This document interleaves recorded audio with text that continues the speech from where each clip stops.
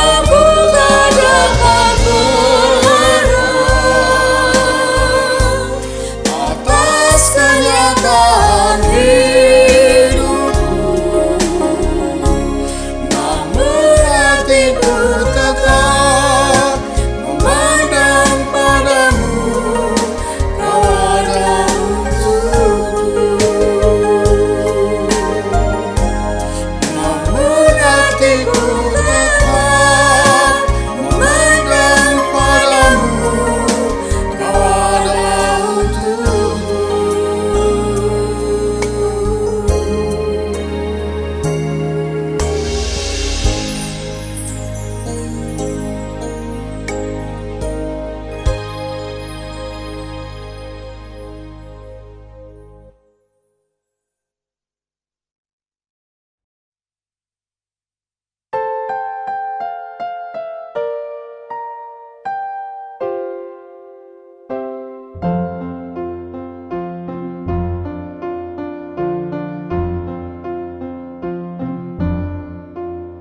dalam nama Bapa dan Putra dan Roh Kudus. Amin. Allah Bapa, sumber pengharapan kami, syukur kami haturkan atas segala rahmat-Mu. Teristimewa syukur karena sepanjang bulan ini Engkau perkenankan kami boleh menanggapi sapaan kasih-Mu dalam katekese keluarga.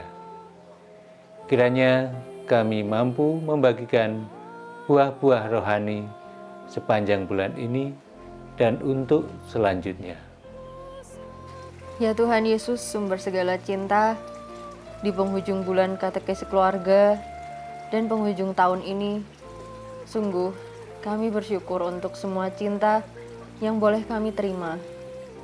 Perjalanan kami masih panjang, berjuang menyelesaikan studi, berkarya untuk masa depan kami, juga yang berjuang untuk mencari pekerjaan. Ya Yesus, mampukan kami mengisi hari-hari penuh tantangan ini.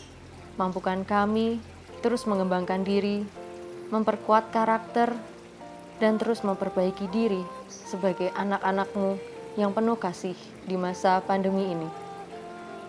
Beri kekuatan bagi para orang tua, Bapak Ibu yang berjuang untuk keluarga, berkati rezeki yang boleh kami terima, supaya dapat menjadi bekal kami dalam memuliakan nama-Mu sepanjang perjalanan hidup kami. Syukur ya Allah Bapa, perjalanan sebagai keluarga muda di saat seperti sekarang ini sungguh hanya menggantungkan segala harapan kepadamu.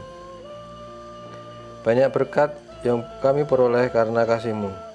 Oleh karena itu ya Bapa, sebagai keluarga muda, kami mohon berkat-Mu yang tidak pernah henti untuk menopang segala karya dan usaha kami di hari-hari ke depan dengan penuh iman, cinta, dan harapan. Bapak Yosef, pelindung para pekerja, berkati kami keluarga-keluarga yang terus bekerja, berjuang untuk keluarga yang sudah diberkati Allah. Sungguh besar kasih-Mu ya Allah atas kehadiran anak-anak yang dengan penuh sukacita dapat tumbuh dan berkembang dalam cinta kasih-Mu. Hadirlah dalam diri anak-anak, agar mereka dapat terus tumbuh dan berkembang sesuai dengan rencana-Mu. Berkatilah keluarga-keluarga muda untuk mampu melahirkan gereja kecil di tengah-tengah zaman ini, dan kuatkan ikatan cinta mereka dalam setiap keluarga, agar tetap teguh menghadapi tantangan, terutama dalam masa pandemi ini. Ya Allah, Engkau menyatukan pribadi-pribadi yang terberkati dalam satu keluarga. Syukur kami boleh mempunyai sumber kekuatan keluarga, yaitu keluarga kudus Nazaret-Mu. Dalam keadaan masa pandemi ini, kekuatan nilai-nilai dari keluarga kudus Nazaret menjadi inspirasi hidup dalam keluarga dan bisa dibagikan ke keluarga yang lain. Ya Allah, buat kami keluarga Katolik bisa menggali kekuatan pribadi dan keluarga untuk selalu berserah, taat, bertekun, bersyukur dalam menghadapi situasi sekarang ini. Ya Allah, kini kami serahkan hidup keluarga kami dan keluarga-keluarga pilihan-Mu yang lain. Kuatkanlah harapan kami, terlebih di saat pandemi sekarang ini. Mohon penyertaan dan campur tangan-Mu untuk seluruh kehidupan kami, sehingga kami dapat penuh dengan semangat menjalani hidup ini, berharap ke depan menjadi lebih baik setelah kami mampu menerima, menghadapi situasi sulit.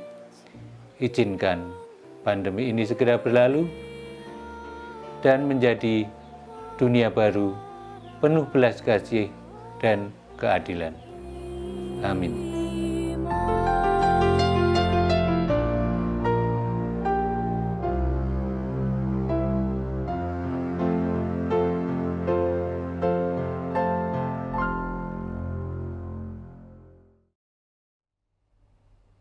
Para romo, suster, bruder, bapak, ibu, dan saudara-saudariku yang terkasih dalam Tuhan, berkah dalem. Pada hari ini tanggal 31 Desember, kita memasuki hari terakhir bulan katekese keluarga. Dan mengawali perjumpaan kita pada hari ini, saya pertama-tama mengucapkan selamat Natal bagi Anda semua.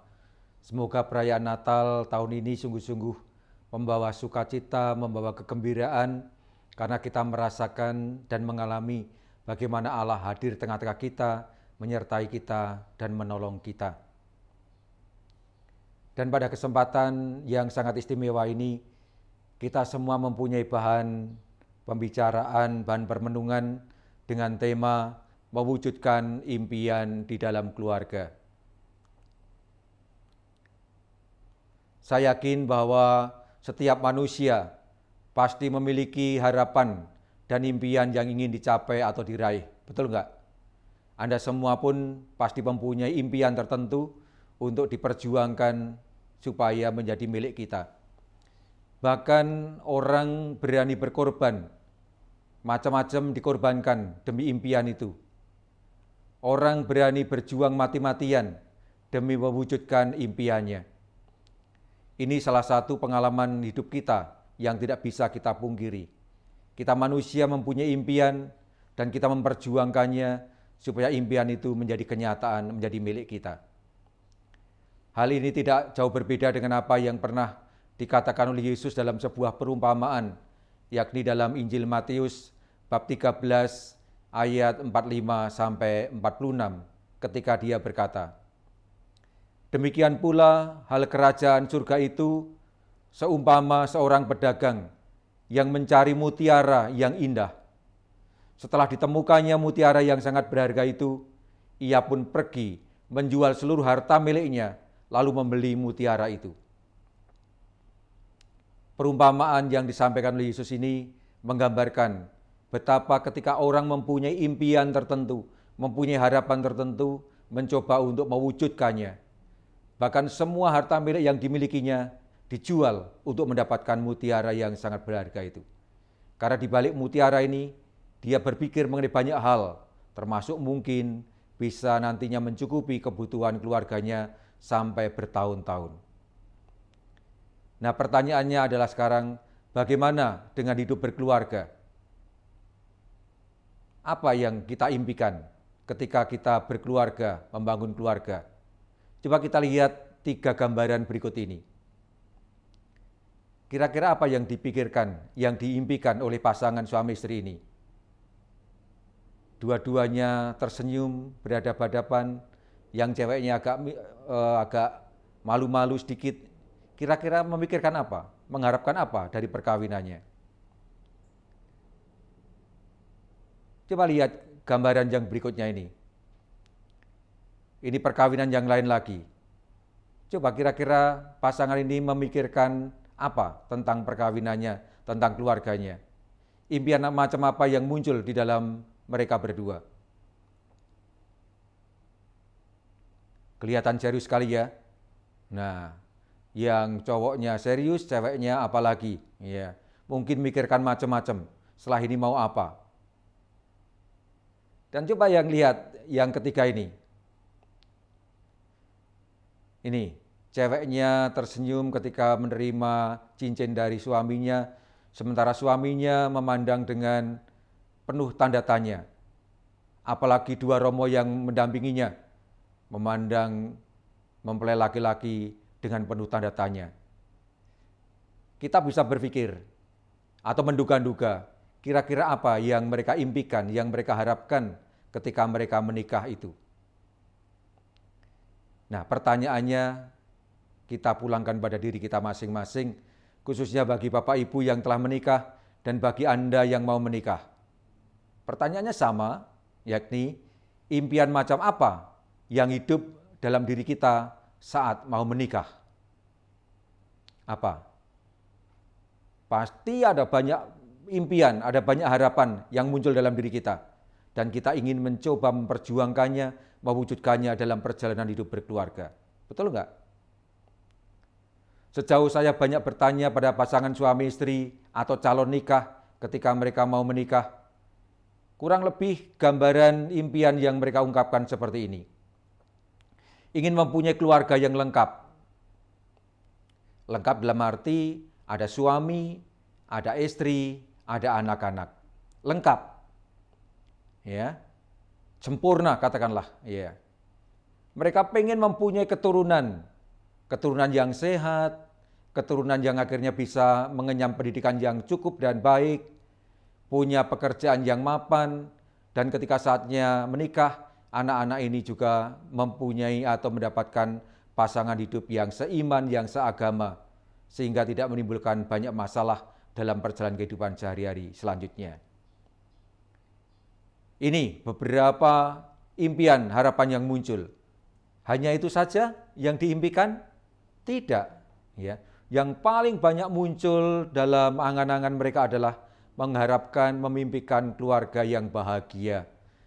Ya, keluarga yang bahagia. Dan ini menjadi harapan semua pasangan suami istri, pasangan calon nikah.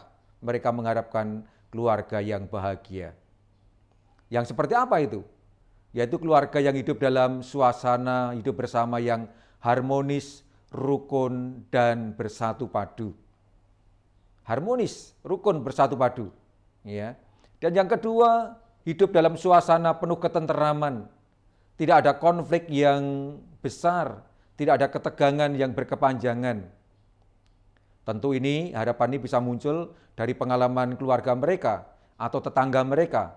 Maka mengharapkan suasana kehidupan yang penuh dengan ketenteraman dan kedamaian. Ada komunikasi yang baik satu sama lain.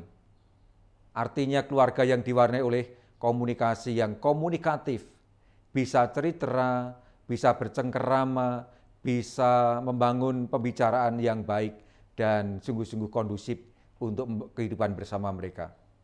Dan yang lain tentu saja berkecukupan dalam kebutuhan baik sandang, pangan maupun papan. Cukup, ya. Karena ini semua akhirnya menjadi ukuran kesejahteraan dalam kehidupan di tengah masyarakat. Gambarannya seperti inikah keluarga yang bahagia ini? Coba lihat. Ini keluarga yang lengkap, ada bapak, ada ibu, ada anak. Dan mereka bisa berkomunikasi dalam keseharian, bisa jalan-jalan bersama sambil ngobrol, sambil membesarkan anak mereka. Kalau kita memandang gambaran keluarga seperti ini rasanya bahagia, damai, bisa jalan-jalan bersama, bisa membangun komunikasi yang baik.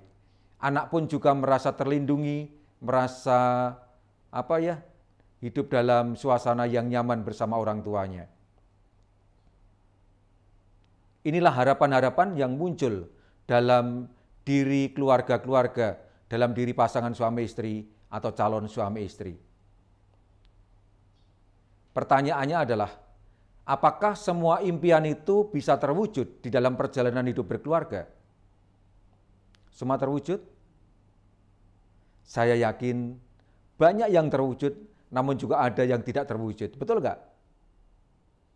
Kalau saya kembali mengingat pengalaman berhadapan dengan pasangan-pasangan suami istri, khususnya yang bermasalah, ya ketika saya masih bekerja di Pengadilan Gereja Keuskupan Agung Semarang atau menerima konsultasi, ternyata ada begitu banyak keluarga-keluarga Kristiani yang kadang-kadang mengalami kesusahan, mengalami problem, dan itu semua menggambarkan bahwa apa yang mereka impikan, yang mereka harapkan, yang mereka nanti-nantikan dalam perjalanan hidup berkeluarga tidak sepenuhnya terwujud sesuai dengan harapan mereka.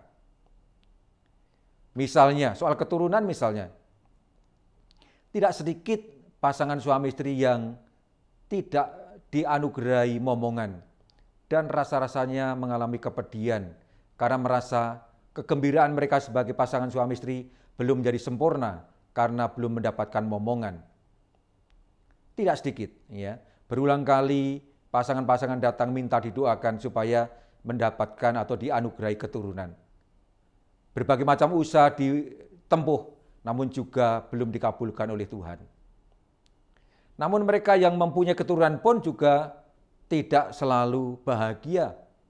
Punya anak, namun ternyata menghadapi banyak persoalan juga terkait dengan soal pendidikannya, terkait dengan soal biaya sekolahnya, dan bahkan komunikasi dengan anak juga tidak baik. Tidak sedikit antara orang tua dan anak terjadi konflik, ada permusuhan bahkan, saling membenci satu sama lain. Ini impian punya keturunan yang baik, yang berpendidikan, punya pekerjaan, punya pasangan hidup yang seiman, ternyata belum tentu keturutan dalam perjalanan. Dan ketika tua, banyak pasangan-pasangan suami istri yang mengalami kesepian. Mungkin ada di antara kita yang mempunyai pengalaman ini, ya. Ketika sudah tua, anak-anak sudah menikah, punya rumah sendiri, punya keluarga sendiri, lalu kita orang tua ditinggalkan atau akhirnya harus sendiri berdua di rumah seperti ketika belum ada anak-anak. Mengalami kesepian, anak-anak menjadi jauh. Jauh secara fisik dan mungkin juga jauh secara emosional. Soal keharmonisan. Keharmonisan yang dicita-citakan, yang diimpikan, yang diharapkan tidak selalu terjadi dalam perjalanan. Ada begitu banyak keluarga yang harmonis, yang bahagia dari awal sampai akhir, dan sungguh-sungguh mengagumkan. Namun, dari fakta, ada juga keluarga-keluarga yang tidak mengalami itu. Romantisme yang awalnya sangat menggebu-gebu, sangat indah, sangat hangat, lama-kelamaan meluntur, bahkan menjadi semakin dingin. Pengalaman saya ketika berada di pengadilan gereja sebagai hakim waktu itu, tidak sedikit yang mengalami kehancuran dalam keluarga ini. Ya, komunikasi macet-cet, tidak ada pembicaraan, bahkan saling mendiamkan, atau bahkan saling membenci satu sama lain. Meskipun terkadang masih satu rumah, namun sudah tidak tidur satu ranjang sebagai pasangan suami istri. Ini sangat menyedihkan, ya. Keharmonisan yang dinanti-nantikan, yang diharapkan terjadi, ternyata tidak selamanya bisa dipertahankan. Dan konflik bahkan bisa sampai berkepanjangan. Konflik-konflik ini biasanya terjadi karena perbedaan karakter yang tidak bisa dipadukan, perbedaan pola pikir yang tidak bisa dipadukan, perbedaan budaya yang kadang-kadang menjadi sumber konflik atau sumber ketegangan, perbedaan pendidikan dan agama bahkan, meskipun awalnya perbedaan agama tidak menjadi masalah, namun dalam perjalanan bisa menjadi masalah yang cukup serius. Itulah sebabnya mengapa gereja melarang terjadinya perkawinan beda agama, karena cenderung tambah masalah berkaitan dengan perbedaan ini. Yang banyak muncul juga karena masalah ekonomi. Kita tahu di masa pandemi ini, ketika banyak keluarga yang mengalami dampak pandemi, tidak punya pekerjaan, tidak punya penghasilan, tidak sedikit yang akhirnya muncul konflik di antara mereka, saling menyalahkan. Dan tidak sedikit juga yang akhirnya bubar karena masalah ekonomi. Dan konflik yang ketiga disebabkan karena ketidaksetiaan. Awalnya oke, setia, baik-baik saja, namun dalam perjalanan muncul Will, wanita idaman lain, muncul Phil, pria idaman lain, atau bahkan ada masalah CLBK. Apa itu CLBK? Cinta lama belum kelar. Ternyata masih ingat pada pacarnya yang lalu, pada pacaran yang masa mudanya. Dan ini tidak sedikit yang akhirnya menjadi kendala untuk mewujudkan impian. Intervensi keluarga besar yang kadang-kadang menggoyahkan keteguhan kerukunan dalam keluarga inti. Ini pun juga yang kerap kali terjadi. Khususnya dalam pasangan-pasangan beda agama, di mana masing-masing ingin mempertahankan agamanya, bahkan saling mendesak supaya mengikuti agama keluarga besarnya. Dan bukti bahwa impian tidak terwujud yang paling parah adalah ini. Ada keluarga-keluarga yang kandas dalam perkawinan dan akhirnya perkawinan pun berakhir dengan perpisahan. Entah pisah ranjang, pisah rumah, bahkan sampai pada perceraian. Ini yang bagi kita sangat memprihatinkan. Di sini saya hanya mau mengatakan bahwa apa yang kita impikan, yang kita harapkan ketika mau menikah, ternyata tidak selalu terwujud dalam perjalanan. Tentu, kalau di prosentase pasti lebih banyak yang berhasil, lebih banyak yang sukses dalam membangun keluarga. Kalau tidak, mana mungkin orang masih bertahan dalam hidup berkeluarga sampai sekarang ini. Inilah salah satu gambaran. Coba lihat kita gambar ini. Lihat gambar ini. Ya. Ini gambaran apa ini? Mungkin tadinya suami istri nonton televisi bersama-sama, tiba-tiba muncul keinginan untuk nonton yang lain, yang satu tidak mengendaki, yang cewek, yang istri pengen nonton sinetron misalnya, sementara suami pengen nonton sepak bola, berebut, kan? Sampai terjadi konflik, terjadi keributan. Inilah salah satu gambaran yang sangat real sekali. Kalau ini tidak segera diselesaikan, maka bisa berkepanjangan terus-menerus. Nah, saudara-saudari yang terkasih, kita bisa bertanya kepada Tuhan, apa toh sebenarnya yang Tuhan harapkan, yang Tuhan impikan atas hidup berkeluarga dari umat-Nya? Yang jelas, sejak semula Allah mengendaki agar manusia berpasang-pasangan sebagai suami istri. Kehendak Allah ini bisa kita baca dalam Matius bab 19 ayat 5-6. Ketika dia berkata, "Sebab itu seorang laki-laki akan meninggalkan ayahnya dan ibunya dan bersatu dengan istrinya, sehingga keduanya menjadi satu daging. Demikianlah mereka bukan lagi dua, melainkan satu. Karena itu, apa yang telah dipersatukan oleh Allah tidak boleh diceraikan oleh manusia." Di sini Yesus mengutip atau menyitir gagasan yang ada dalam kitab Kejadian. Ya, bahwa sejak semula Allah menciptakan manusia laki-laki dan perempuan dan mengendaki agar mereka berpasang-pasangan membangun keluarga. Inilah gambaran awal ketika Allah menciptakan manusia. Ya, Adam dan Hawa diciptakan, ya. Dalam arti ini, sejak semula Allah mengendaki dan merencanakan adanya perkawinan, adanya lembaga hidup bersama antara suami dan istri. Ini sejak semula, ya. Bahkan ketika menciptakan manusia pertama pun Allah menciptakan dalam seksualitas yang berbeda, laki dan perempuan dalam ketersalingan satu sama lain. Allah menciptakan laki-laki dan perempuan yang saling tarik-menarik dan saling membutuhkan. Ini natural. Maka tidak mengherankan kalau laki dan perempuan saling tertarik satu sama lain. Ya. Dan yang kedua adalah bahwa hidup berkeluarga merupakan panggilan hidup yang kudus. Menjadi sarana untuk menggapai kekudusan, sarana untuk mencapai kesempurnaan hidup. Seperti yang dikehendaki Allah. Seperti Yesus berkata, "Hendaklah kamu sempurna adanya, seperti Allah Bapa sempurna adanya." Allah mengendaki sejak semula laki-laki dan perempuan berpasang-pasangan sebagai suami istri dan membangun atau membentuk keluarga.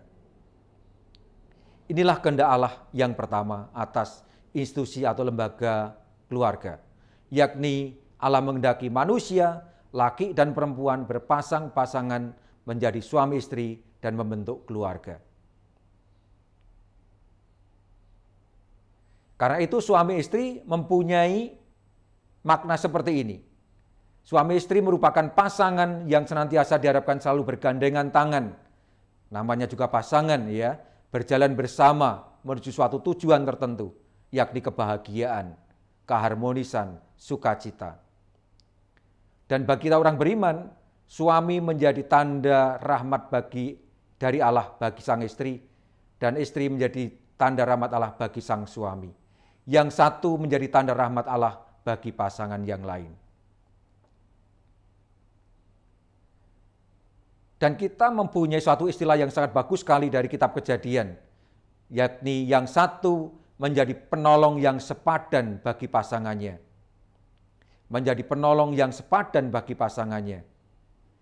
Dalam perbedaan, saling menyempurnakan demi kebahagiaan bersama, demi kebahagiaan pasangan dan demi kebahagiaan anak-anak, demi kebahagiaan keluarganya. Suami istri menjadi soulmate, belahan jiwa yang tidak dapat dipisahkan satu dari yang lain kecuali karena kematian. Belahan jiwa. Artinya kalau sampai dipisahkan, dibelah, maka akan terjadi kematian.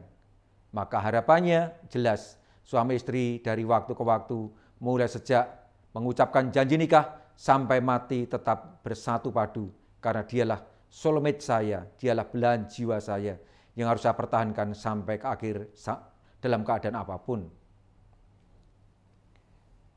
Kitab Kejadian dan Injil juga mengatakan mengenai hal ini, bahwa suami istri menjadi satu daging, artinya sehati, sepikir, seperasaan, dan semakin padu dalam ikatan kasih. Inilah suami istri. Karena itu tidak bisa tidak suami istri setia mengabdi satu sama lain dalam suka dan duka hidup berkeluarga. Apapun situasinya, apapun kondisinya, pasangan suami istri dipanggil untuk menyetiai panggilan hidup berkeluarga ini sampai kapanpun, yakni sampai ajal menjemput. Coba kita lihat gambaran ini, ya. Ketika orang menikah, ya, ketika menyematkan cincin pada jari istri atau jari suami, inilah gambaran laki perempuan yang menjadi soulmate, menjadi pasangan hidup, mulai detik ini sampai mati.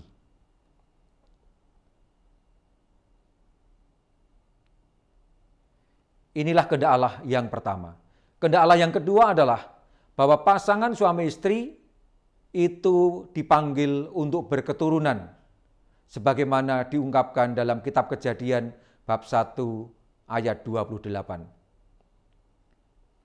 Allah memberkati mereka, lalu Allah berfirman kepada mereka, beranak cuculah dan bertambah banyaklah, penuhilah bumi dan taklukkanlah itu, berkuasalah atas ikan-ikan di laut dan atas burung-burung di udara, dan atas segala binatang yang merayap di bumi.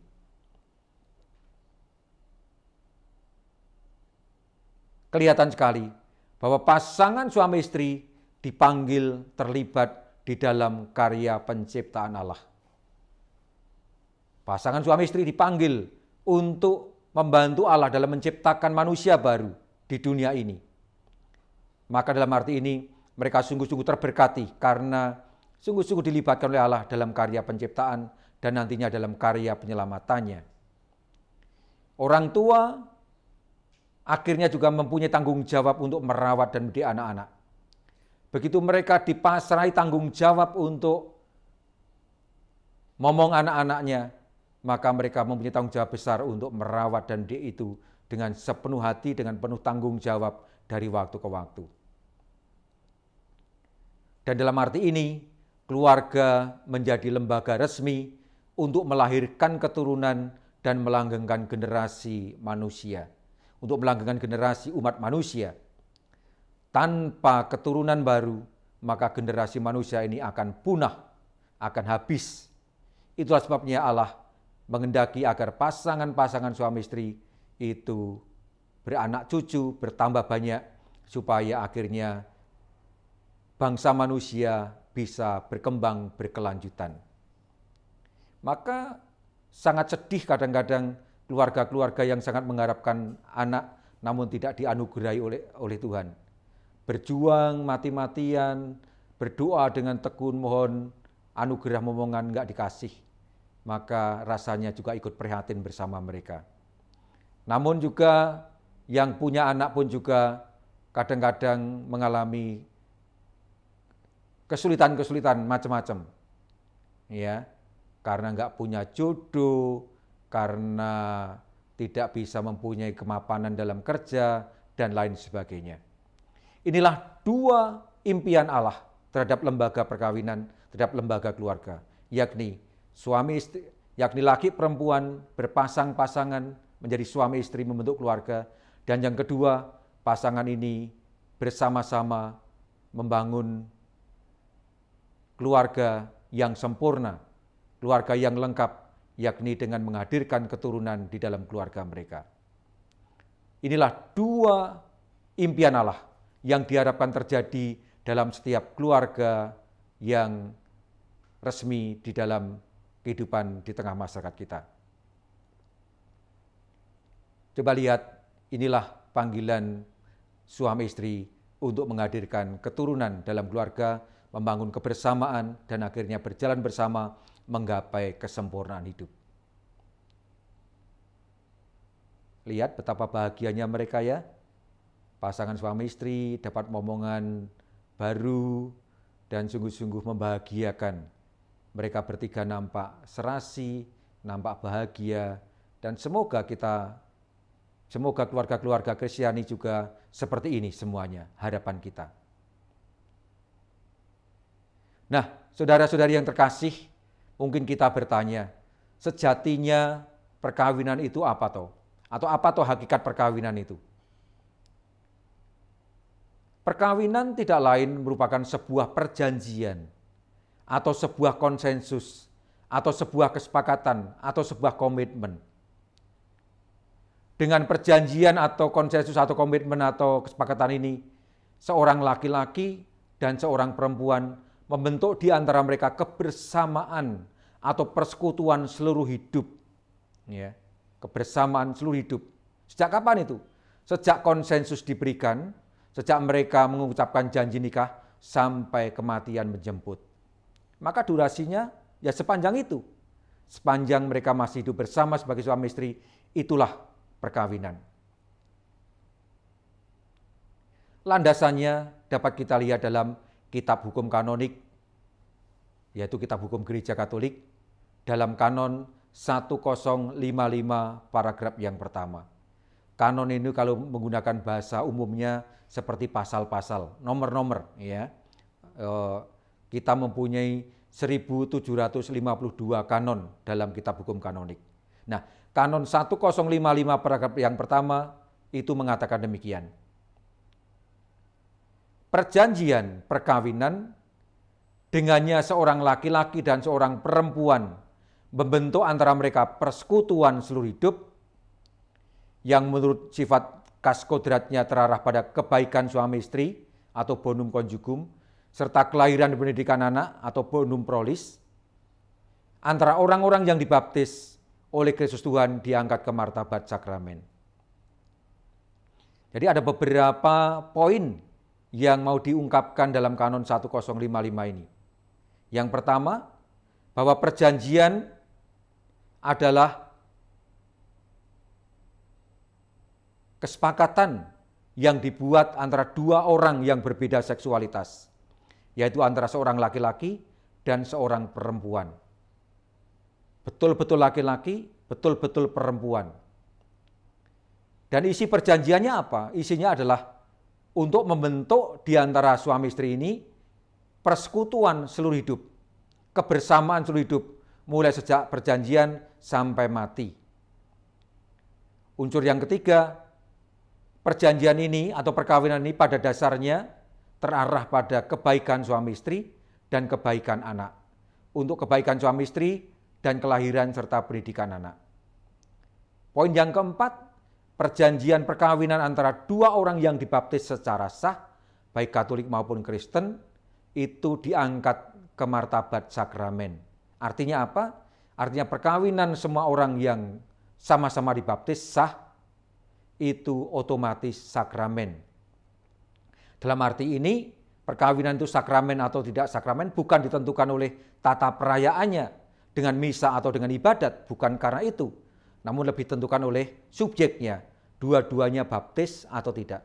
Kalau dua-duanya baptis dan dibaptis secara sah, maka otomatis menjadi sebuah sakramen. Inilah yang mau disampaikan oleh kanon 1055 paragraf yang pertama. Anda masih ingat janji perkawinan yang pernah diucapkan waktu menikah? Inilah janjinya, ya. Coba sambil kita ingat-ingat kembali.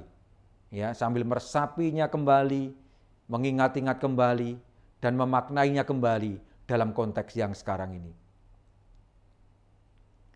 Ketika Anda di hadapan Allah dan imam dan saksi mengatakan demikian, di hadapan Allah, imam dan para saksi, saya Yohanes memilih engkau Yohana menjadi istri saya.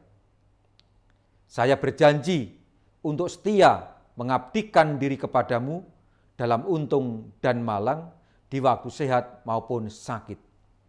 Saya mau mengasihi dan menghormati engkau sepanjang hidup saya. Demikianlah janji saya demi Allah. Saudara-saudari yang terkasih, janji nikah sangat sederhana, sangat simpel, sangat pendek. Namun dalam rumusan janji perkawinan yang sangat simpel, pendek, sederhana inilah terdapat inti dari perkawinan. Artinya, janji inilah yang membuat Anda menjadi suami dan istri. Tanpa perjanjian ini, maka tidak terjadi perkawinan. Dan kalau ada sesuatu yang dikecualikan dari perjanjian ini, maka perkawinan pun juga akhirnya menjadi tidak sah.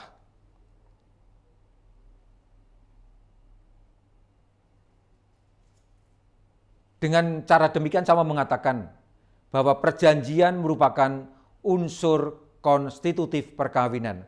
Artinya perjanjian itu menjadi penentu utama terjadinya perkawinan. Tanpa perjanjian, tanpa kesepakatan, tanpa konsensus yang benar, maka tidak ada perkawinan yang benar pula. Dasarnya adalah kanon 1057. Dalam paragraf pertama dikatakan, kesepakatan pihak-pihak yang dinyatakan secara legitim atau secara sah antara orang-orang yang menurut hukum mampu membuat perkawinan. Kesepakatan itu tidak dapat diganti oleh kuasa manusiawi manapun. Lihat, dikatakan kesepakatan membuat perkawinan. Dan kesepakatan ini hanya membuat perkawinan kalau dilaksanakan oleh dua orang yang sama-sama mampu secara hukum. Artinya tidak terkena halangan nikah. Dan kesepakatan ini harus diucapkan oleh mereka berdua, oleh mereka sendiri, dan tidak bisa digantikan oleh kuasa manusia apapun, kecuali nanti melalui wakilnya dalam kasus-kasus khusus. Dan paragraf yang kedua menyebutkan apa itu kesepakatan, apa itu konsensus, apa itu komitmen, apa itu perjanjian. Kesepakatan perkawinan adalah tindakan kehendak. Dengannya seorang laki-laki dan seorang perempuan saling menyerahkan diri dan saling menerima untuk membentuk perkawinan dengan perjanjian yang tidak dapat ditarik kembali. Unsur yang penting sekali dalam kesepakatan adalah unsur kehendak, kemauan bebas. Tanpa paksaan, tanpa ketakutan besar yang datang dari luar. Perkawinan mengandaikan ada kehendak, aku ingin menikah, aku ingin membangun keluarga, aku ingin mengambil kau sebagai istri saya sampai kapanpun. Ya. Dan semua mesti dilakukan dengan penuh kebebasan, tanpa paksaan, dan juga tanpa ketakutan.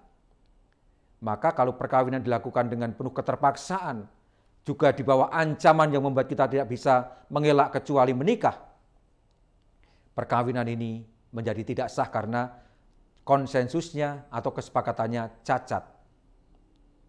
Ini unsur yang pertama. Unsur yang kedua adalah bahwa melalui kesepakatan ini ada keinginan untuk menjadi pasangan hidup. Ada kehendak untuk menjadi pasangan hidup, menjadi partner hidup mulai detik saat menikah sampai mati.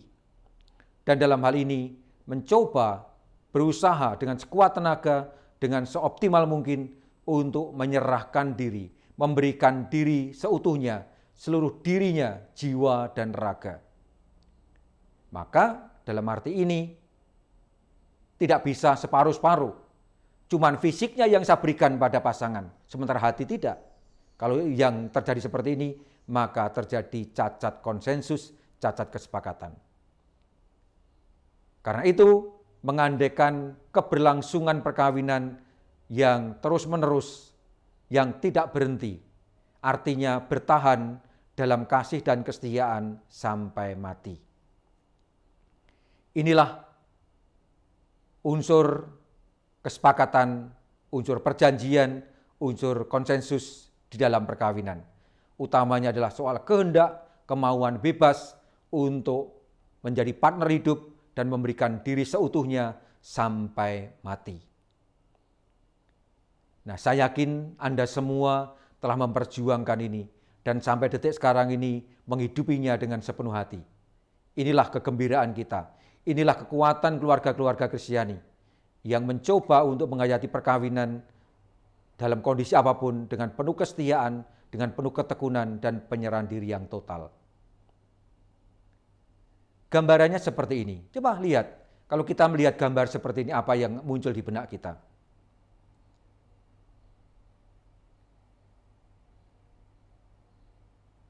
Kesetiaan mendampingi pasangan sampai ajalnya.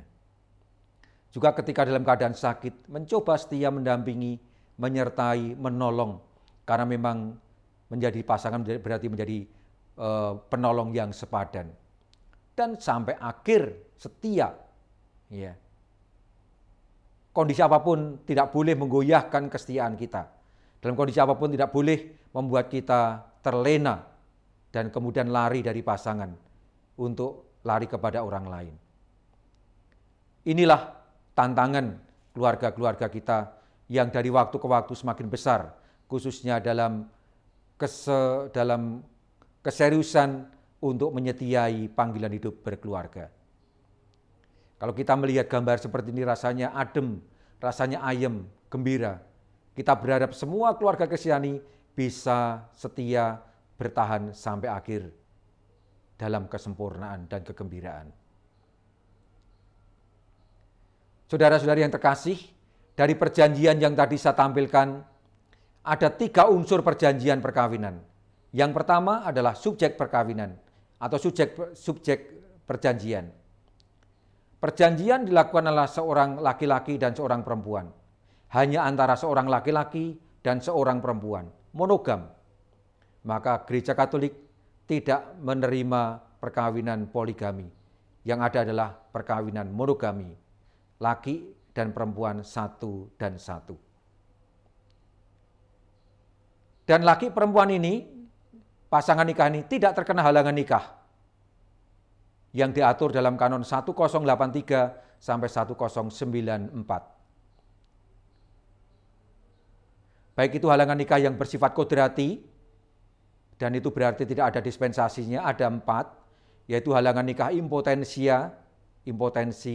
halangan nikah ikatan nikah, ya, halangan nikah hubungan darah, ya, garis lurus dan garis menyamping tingkat yang kedua, ya.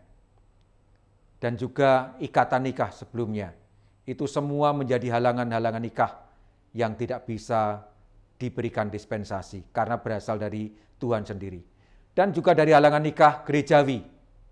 Kalau halangan nikah gerejawi adalah halangan-halangan yang ditentukan oleh gereja sendiri dan untuk itu bisa diberikan dispensasi. Termasuk misalnya halangan nikah beda agama, itu bisa diberikan dispensasi oleh otoritas gereja yang berwenang. Yang kedua, isi perjanjian. Perjanjian isinya adalah komitmen atau konsensus kehendak untuk membangun persekutuan hidup dengan memberikan diri sepenuhnya. Itulah sebabnya pasangan suami istri mesti memahami betul apa isi perjanjian, yakni setia mengabdikan diri dalam kondisi apapun, dalam keadaan suka dan duka, sehat dan sakit. Pokoknya dalam kondisi apapun, tetap setia mengabdikan diri satu terhadap yang lain. Dan yang kedua, mesti mampu mengemban konsekuensi. Maka kalau tidak mampu mengemban konsekuensi perkawinan, ya lebih baik tidak menikah. Lebih baik tidak menikah. Dan faktanya tidak sedikit dari umat kita yang dari sononya memang nggak mampu lagi atau tidak mampu untuk mengemban konsekuensi itu. Misalnya nun sewu, mereka yang mengalami gangguan mental misalnya, yang sangat berat sekali, gila misalnya, itu jelas-jelas tidak akan mungkin untuk bisa menikah dengan sempurna, dengan baik. Dalam arti mampu mengemban konsekuensi perkawinan, menanggung segala macam tanggung jawab hidup berkeluarga. Dan yang ketiga adalah pernyataan perjanjian. Bahwa perjanjian itu hanya akan menjadi sah kalau dinyatakan, diucapkan di hadapan otoritas yang berwenang dan 2 orang saksi. Untuk orang Katolik hanya sah kalau menikah di hadapan romo, di hadapan imam, dan 2 orang saksi. Ini jelas, kan?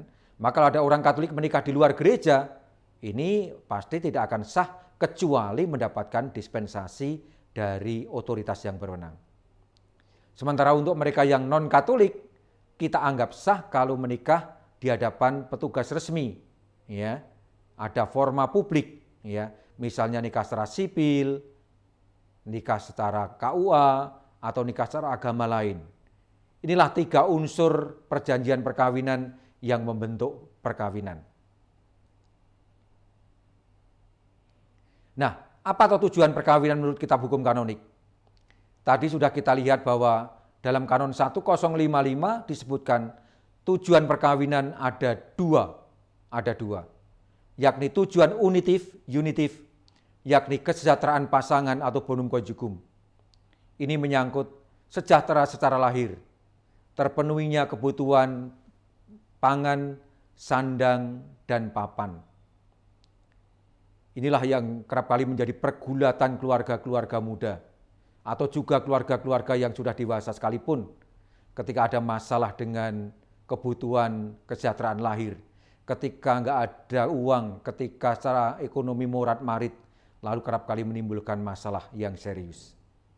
Maka kesejahteraan lahir menjadi tujuan unitif yang sangat penting sekali. Kesejahteraan lahir ini dibarengi oleh kesejahteraan batin, yakni sisi harmoni hati, ada rasa aman dan nyaman, merasa cocok satu sama lain, merasa inilah pasanganku yang sejati. Ini tujuan yang pertama. Tujuan yang kedua adalah prokreatif, kesejahteraan anak, yakni keturunan. Pasangan suami istri sejak semula mesti terbuka untuk hadirnya keturunan. Maka tidak boleh menutup keturunan, tidak boleh menolak keturunan. Ya. Mengatur keturunan boleh, Tuhan memberi sarana untuk itu. Namun menolak kehadirannya tidak boleh. Itulah sebabnya maka pasangan-pasangan suami istri itu diharapkan untuk mengatur kelahiran anaknya secara natural. Yang kedua, prokreasi ini kesejahteraan anak menyangkut soal pendidikan. Bagaimana orang tua mempunyai tanggung jawab untuk merawat, membesarkan di anak-anak secara utuh, baik di bidang manusiawi maupun di bidang spiritual. Orang tua menjadi pendidik utama dan pertama bagi anak-anak. Maka kalau Tuhan menitipkan anak-anak pada kita, orang tua, maka orang tua mempunyai tanggung jawab besar, mempunyai tanggung jawab utama untuk mendidik mereka secara baik agar mereka nantinya juga menjadi orang-orang yang sungguh-sungguh dewasa dan sungguh-sungguh beriman. Ya. Inilah 2 tujuan perkawinan, dan ini rasanya cocok sekali dengan yang tadi kita harapkan, kita impikan. Kalau dipikir-pikir, semua harapan, semua impian yang tadi dimunculkan, itu bisa kita ringkaskan dalam 2 ini, tujuan kesejahteraan pasangan dan kesejahteraan anak. Nah, pertanyaannya adalah, bagaimana kita sebagai pasangan-pasangan Kristiani, sebagai keluarga Kristiani, bisa mencapai impian hidup berkeluarga yang ada dalam diri kita? Bagaimana caranya? Saya akan memberikan beberapa tips, memberikan beberapa kiat atau cara, ya, berpangkal dari pengalaman dalam keluarga kami, ya, namun juga berpangkal dari keluarga-keluarga yang lain, juga yang berkonsultasi. Kiranya ada beberapa hal yang bisa saya tampilkan sebagai cara-cara yang baik untuk bisa mewujudkan impian hidup berkeluarga. Yang pertama, karena perkawinan merupakan komitmen, merupakan perjanjian, merupakan konsensus atau kesepakatan, maka yang paling utama adalah peganglah komitmen, peganglah perjanjian perkawinan, peganglah kesepakatan yang pernah kita ucapkan ketika kita menikah. Setia dalam untung dan malang, setia dalam kondisi apapun, dan tetap bersatu padu, bergandengan tangan satu sama lain. Yang kedua, setia mengabdi dan mengasihi dengan tulus, memberikan diri seutuhnya, mengasihi dengan tulus tanpa embel-embel. Ya, semua demi kebahagiaan pasangan, demi kebahagiaan anak, demi kebahagiaan keluarga, demi kebahagiaan orang tua. Dan setia pada tanggung jawab masing-masing. Dan kita tahu dalam keluarga biasanya ada pembagian tugas tanggung jawab sebagai ayah, sebagai ibu, sebagai anak, dan bagaimana itu dilakukan dengan sepenuh hati, masing-masing pada tanggung jawabnya, terutama menyejahterakan pasangan dan menyejahterakan anak. Yang kedua adalah komunikasi. Kita tahu kalau komunikasi macet, biasanya terjadi banyak keporak-porandaan, terjadi banyak ketegangan, konflik. Ya. Maka penting sekali kita menciptakan ruang komunikasi yang baik dalam keluarga. Yang pertama, ada ruang dan waktu bersama untuk keluarga. Contoh yang paling konkret, doa dan pergi ke gereja bersama-sama. Pengalaman selama masa pandemi menjadi pengalaman yang sangat bagus. Bagaimana keluarga-keluarga mencoba untuk berkumpul bersama, berdoa bersama, ikut ekaristi secara bersama-sama meskipun live streaming. Juga mempunyai waktu untuk makan bersama, di meja makan bersama. Nonton bersama, tidak nonton sendiri-sendiri, sibuk sendiri dengan HP-nya. Dolan dan rekreasi bersama, kesempatan yang sangat bagus. Karena ketika kita dolan dan rekreasi bersama, di sanalah kita bisa mengalami kebebasan, keterbukaan, dan naturalitas ada di situ. Dan bahkan bekerja bersama, entah di rumah atau di luar rumah. Berkebun bersama, bersih-bersih rumah bersama, atau melakukan tugas bersama yang lain dalam keluarga. Dan kalau ada masalah, khususnya di antara suami istri, jangan ditunda-tunda untuk segera diselesaikan. Begitu ada masalah, atau merasa ada masalah, cepat mungkin untuk segera menyelesaikannya. Jangan ditunda sampai berkerak, sehingga menjadi semakin sulit untuk diselesaikan. Poin yang ketiga adalah ini. Menciptakan, mengembangkan semangat toleransi dan saling pengertian dalam keluarga. Terbuka untuk perbedaan dan masukan. Dari pengalaman mendampingi keluarga-keluarga, begitu mudah sekali ketika sudah menjadi suami istri sekian lama, lalu semakin sulit menerima perbedaan, semakin sulit menerima masukan, aslinya semakin kelihatan. Padahal ketika kita tidak terbuka pada perbedaan dan masukan, maka akan mengalami jalan buntu untuk komunikasi. Siap untuk menerima, siap untuk meminta maaf pada pasangan, pada keluarga, pada anak-anak, pada orang tua. Dan juga siap untuk saling mengampuni satu sama lain. Ini menjadi kekuatan yang luar biasa dalam keluarga-keluarga Kristiani. Tanpa ini akan menjadi sangat sulit untuk membangun keharmonisan. Berani melindungi pasangan dan keluarga dari segala ancaman dan bahaya, termasuk melindungi dari serangan keluarga besar kalau ada serangan, ya, atau tekanan sana sini.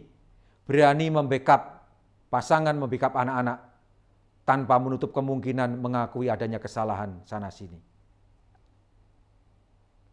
Dan yang keempat adalah mencoba bercermin pada keluarga kudus di Nazaret. Keluarga kudus di Nazaret itu selalu hidup bahagia, bergembira, karena selalu menempatkan Allah dan kehendaknya sebagai pusat hidup berkeluarga. Artinya mereka semua selalu berkaca pada Allah menghendaki apa atas diriku, atas keluarga kita. Dan itulah yang kemudian menjadi kekuatan. Menjadikan pasangan dan keluarga penting bagiku. Wah, bojoku penting, istriku penting, suamiku penting, anak-anakku penting, orang tuaku penting. Maka selalu akan diperjuangkan dalam perjalanan hidup bersama. Dan yang ketiga, belajar dari keluarga kudus Nazaret adalah berani berkorban demi kebahagiaan pasangan dan keluarga.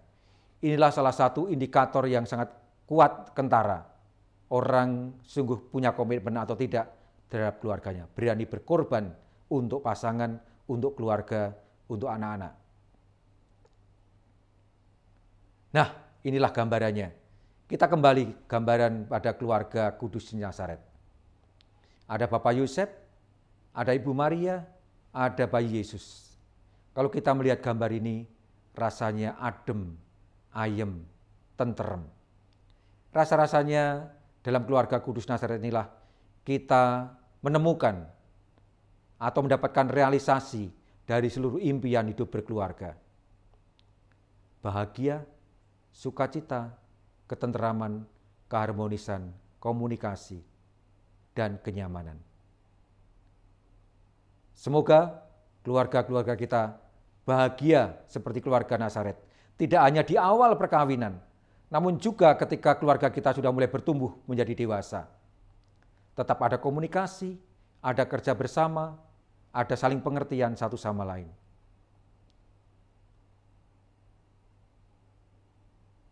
Gambaran yang sangat bagus, gambaran yang sangat indah. Semoga keluarga-keluarga kita bisa meneladan keluarga kudus di Nazaret yang senantiasa penuh dengan keharmonisan, penuh dengan kedamaian, saling pengertian, saling menolong. Dengan cara seperti inilah kita menjadi penolong yang sepadan satu terhadap yang lain. Dan kita menjadi terpenting dalam kehidupan bersama ini. Para romo, bruder, suster, bapak, ibu, dan saudara-saudariku yang terkasih dalam Tuhan, inilah beberapa hal yang dapat saya sampaikan kepada Anda semua sebagai bahan pembicaraan, bahan diskusi, dan bahan permenungan terkait dengan tema kita, bagaimana mewujudkan impian di dalam keluarga. Dan sebentar lagi, besok tepatnya, kita akan memasuki tahun baru 2021. Maka selamat memasuki tahun yang baru ini dengan penuh pengharapan. Semoga di tahun yang baru 2021 dan tahun-tahun selanjutnya, kita semua semakin dimampukan untuk mewujudkan impian dan harapan hidup berkeluarga dengan sebaik mungkin atau dengan lebih baik.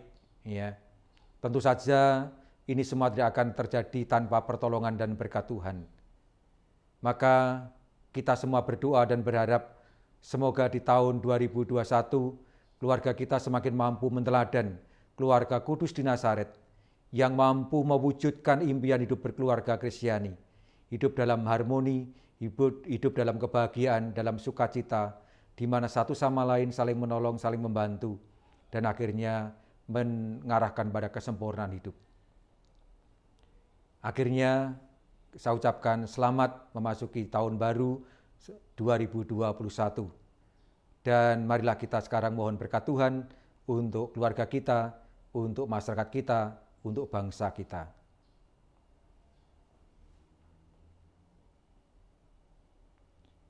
Allah Bapa yang Makasih, kami mengaturkan syukur dan terima kasih kepadamu karena Engkau memberi kami kesempatan untuk berbincang-bincang mengenai panggilan hidup berkeluarga. Begitu banyak impian dan harapan yang kami torehkan ketika kami membangun hidup berkeluarga ini. Namun kami sadar ada begitu banyak kekurangan, bahkan kegagalan dalam menggapai cita-cita itu. Namun ini semua tidak membuat kami surut, tidak membuat kami padam, tidak membuat kami ngelokro. Karena kami percaya Engkau senantiasa menyertai kami, Engkau senantiasa membantu kami, Engkau senantiasa menolong kami. Karena itu, ya Allah, berkenanlah Engkau melimpahkan rahmat dan berkat-Mu pada keluarga-keluarga ini dan keluarga-keluarga Kristiani yang lain, agar senantiasa mampu membangun hidup keluarga yang baik, sesuai dengan impian-impian sebagaimana pernah dimimpikan dan diwujudkan oleh keluarga kudus di Nazaret. Semoga karena berkat-Mu, kami semua mengalami sukacita yang sejati. Karena itu, limpahkanlah rahmat berkat-Mu bagi kami semua, bagi keluarga kami, bagi keluarga Kristiani dan bagi masyarakat kami, Bapa dan Putra dan Roh Kudus. Amin. Terima kasih, berkat dalam, dan selamat Tahun Baru 2021.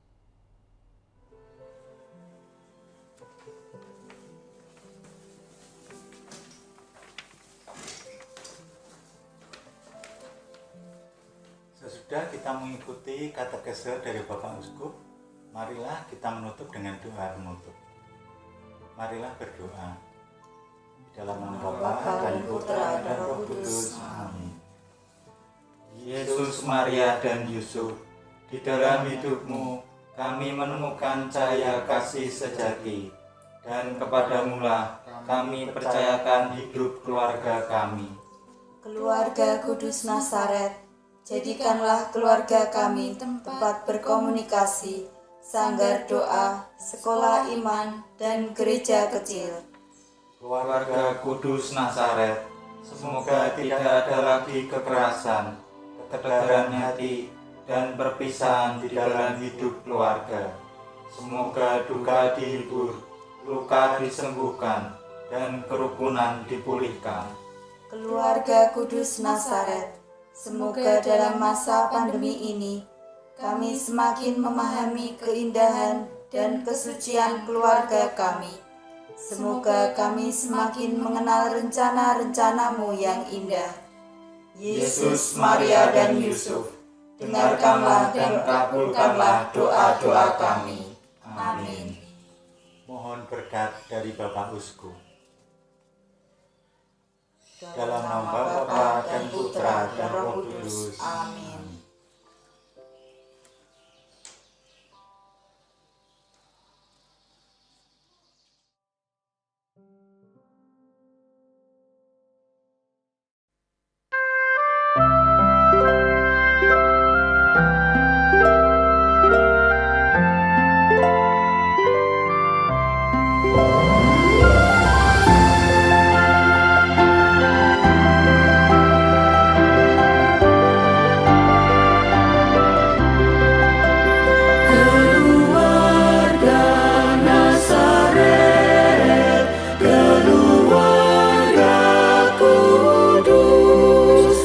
Yesus